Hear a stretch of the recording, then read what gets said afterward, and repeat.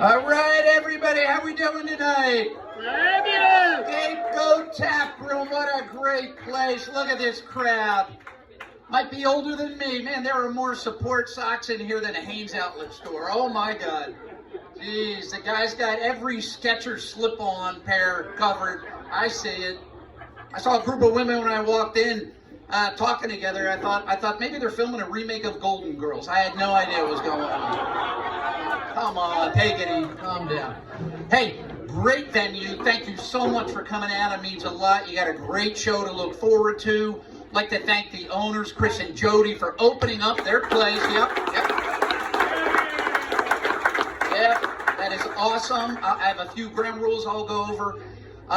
Just so you know, I know some people here know me, and I know what they're thinking. They're thinking, well, my name is Jeff Bartolino, and I know what they're thinking, Jeff, you're a total moron, so it can't be difficult to host a comedy show. And really, it's not. There's one unwritten rule: never upstage the comics that follow you. There is zero chance of that happening tonight. None. My jokes get fewer laughs than a screening of Schindler's List. Really, it's not going to happen. Don't worry. But I was given 3 actual rules, which I didn't have to worry about remembering them. They're the same rules my wife gave me on our wedding night. You got 10 minutes. Don't expect any applause. And when you're done, get the hell out. I got 3 other guys waiting. So that hurt. It really hurt. Explains a lot. All right, some of the housekeeping, let's get that out of the way.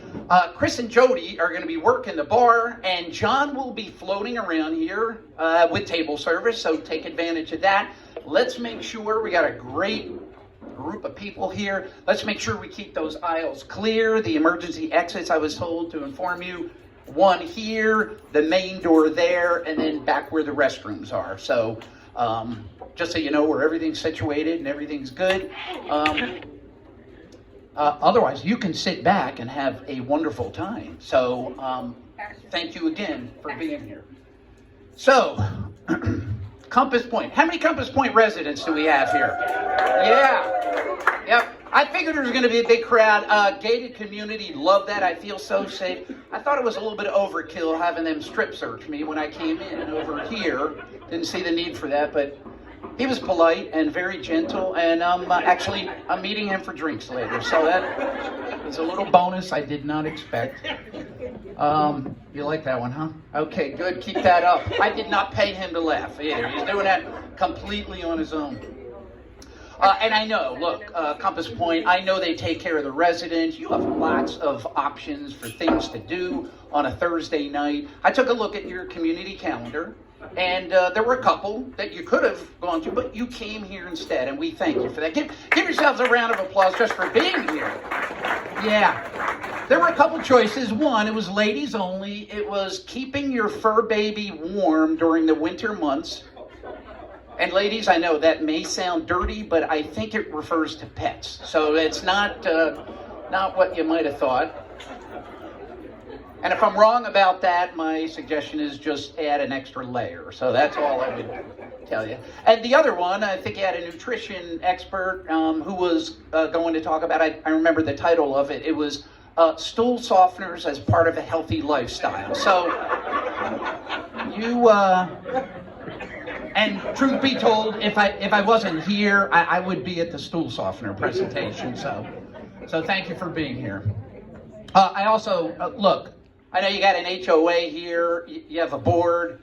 I'm sure they work hard. Let's give them a round of applause. The HOA board.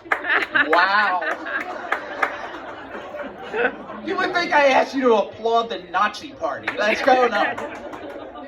No, but I want to give your board credit. I saw in the community newsletter, I give them a lot of credit. It's a wonderful gesture. They wanted to recognize Black History Month, and so they took down the Confederate flag for the entire month at the main entrance, which I thought was nice.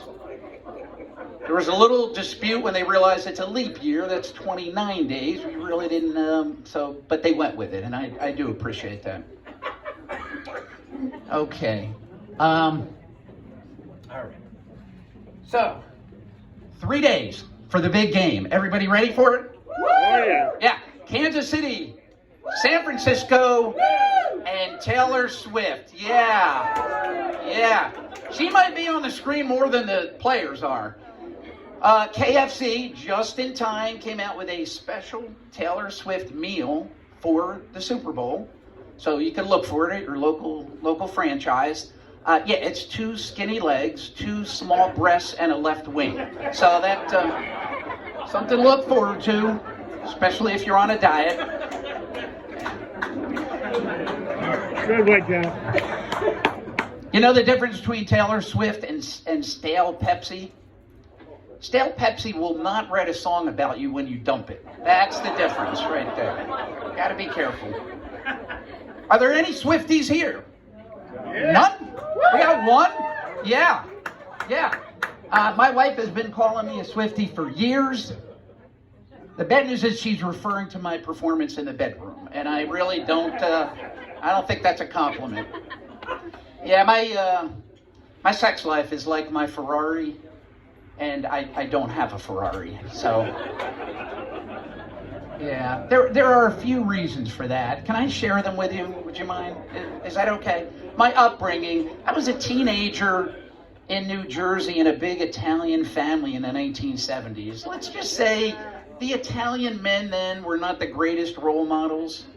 You know, their idea of foreplay was, hey, wake up. That did not survive. That didn't survive the Me Too movement. Not even close, man.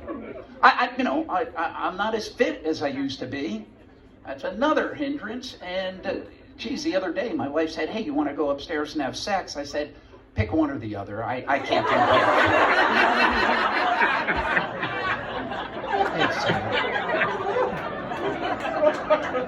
Yeah. My mind's not thinking about sex like when I was a young man.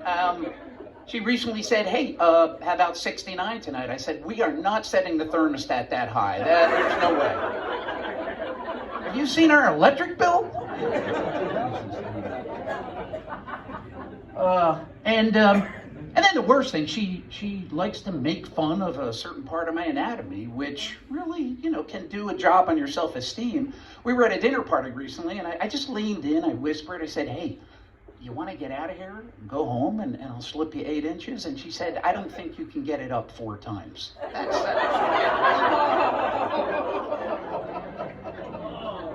That does involve some simple division. I can help you out after my set if you need it.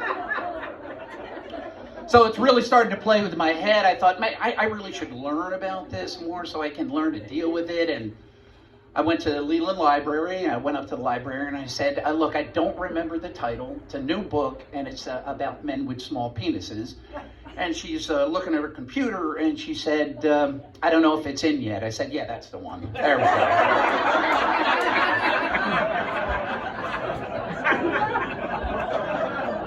But the joke's on my wife.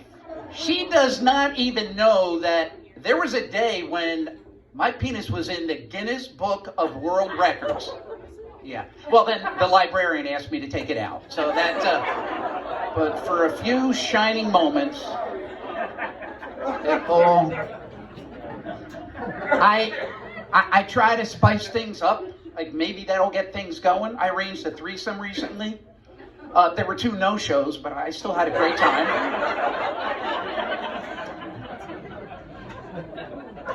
Yeah. I called her recently from work. I said, "I'll be there in 20 minutes. Put on something sexy, light some candles, and wait for me in bed." She said, "Who's this?" And that was the first clue that she may be cheating on me. And then the next one is, she recently said, "I bet I could tell you something that'll make you happy and sad at the same time." I said, "What?" She said, "Your penis is bigger than the FedEx drivers." That's like, yeah, I know. Right. Glass half empty, glass half full. How you gonna look at that one?